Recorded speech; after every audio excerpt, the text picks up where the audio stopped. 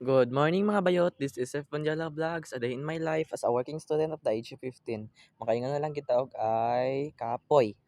Pero ang adlaw is Alonis Day mo nang nagmatakog sayo kay mag-prepare sa mga iripak para sa mamaligya sa ko ang amo. So karon is daghan na kay kog naripak dira.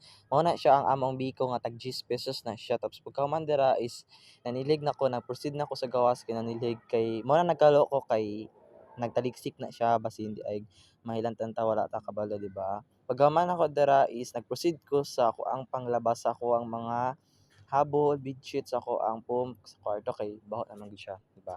Dapat manglaba gid ta. Mao nang gipaspasan na nako na dira kay hapit na man gud mo ana mo undang ang agas man nang nagdali ko tapos karon is nagbanlaw naman ko dira na siya manlawan tapos nag-proceed dira ko sa ko ang paghalay. Ako ra na siyang gipalay dira siguro maaga na siya sunod ugma kay sige mag-ulan diri sa moa tapos